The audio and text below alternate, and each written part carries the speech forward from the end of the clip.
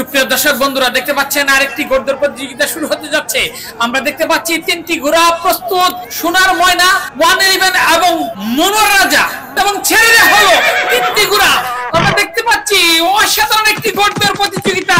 এই মুহূর্তে সবার আগে এগিয়ে রয়েছে সোনার ময়না ঘোড়াটি, ঠিক তার পিছনে রয়েছে 111 এবং তার পিছনে রয়েছে মনোর রাজা ঘোড়াটি। আপনারা দেখতে পাচ্ছেন 2 নম্বর সামের চমৎকার একটি ঘোড়দৌড় প্রতিযোগিতা। এই মুহূর্তে এখনো এগিয়ে রয়েছে সোনার ময়না ঘোড়াটি, আর পিছন থেকে হানা দেওয়ার চেষ্টা করছে 111। আমরা এই মুহূর্তে দেখতে পারলাম সোনার ময়না ঘোড়াটি আউট হয়ে গেল, মাঠের বাইরে চলে গেল। এখনো এগিয়ে রয়েছে 111 ঘোড়াটি, আর অনেকটাই পিছনে রয়েছে মনোর রাজা ঘোড়াটি। আমরা আছি সুনামগঞ্জ জেলার জোড়াবাজার থানা আলমপুর মাঠে গ্রাম বাংলার ঐতিহ্যবাহী ঘোড়াদৌড় প্রতিযোগিতায়। আপনারা দেখতে পাচ্ছেন চমৎকার গতিতে ছুটে চলছে 111 ঘোড়াটি, আর পিছন থেকে হানা দেওয়ার চেষ্টা করছে মনোর রাজা ঘোড়াটি।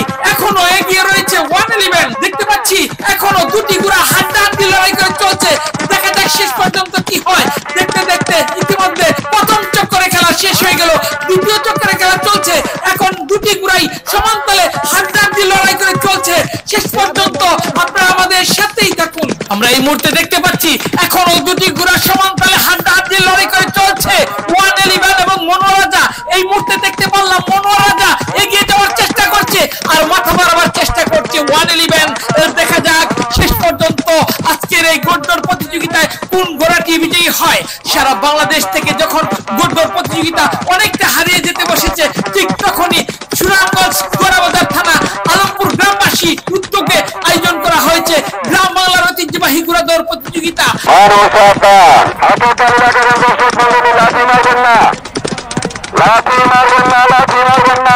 দেখতে দেখতে ইতিমধ্যে দ্বিতীয় চক্করে খেলা শেষ হয়ে গেল। শেষ রাউন্ডের খেলা, এখনো দুটি ঘোড়া হাড্ডাহাড্ডি লড়াই করে চলছে। কখনো এগিয়ে যাচ্ছে মনোর রাজা, আবার কখনো এগিয়ে যাচ্ছে 111। দেখা যাক শেষ পর্যন্ত কি হয়। ইতিমধ্যে দেখতে পারলাম মনোর রাজা ঘোড়াটি আউট হয়ে গেল। এখন এককভাবে এগিয়ে যাচ্ছে 111 ঘোড়াটি। আমরা দেখতে পাচ্ছি 111 এককভাবে মনের আনন্দে ছুটে চলছে। আমরা এই মুহূর্তে দেখতে পাচ্ছি মনোর রাজা ঘোড়াটি মাঠের বাইরে থেকে আবার নিয়ে আসা হলো, এবং দেখতে পাচ্ছি একজন গোসা এবং হ্যাঁ পাবেল ভাই আবার ঘোড়া নিয়ে ছুটে চলছে। দেখা যাক, কিন্তু আমার মনে হয় না ততক্ষণে পারবে, কারণ ওই ঘোড়াটা ইতিমধ্যে অনেক দূরে এগিয়ে গিয়েছে। যদিও শেষ পর্যন্ত দেখা যাক কি হয়, কিন্তু না, আমরা দেখতে পাচ্ছি 111 অলরেডি চলে এসেছে এবং প্রায় শেষ পর্যায়ে চলে এসেছে। দেখা যাক শেষ পর্যন্ত মনোর রাজা আবার ধরতে পারে কিনা। এখনো ধরার অবস্থানে নেই, যদিও ধরার ছড় অনেকটা বাইরে চলে গেছে 111 ঘোড়াটি, এবং শেষ মুহূর্তে দেখতে পারলাম 111 ঘোড়াটি বিজয়ী হয়ে গেল কার্টুন ছোঁয়ারের দক্ষতায়। এতক্ষণ সাথে থাকার জন্য ধন্যবাদ সবাইকে।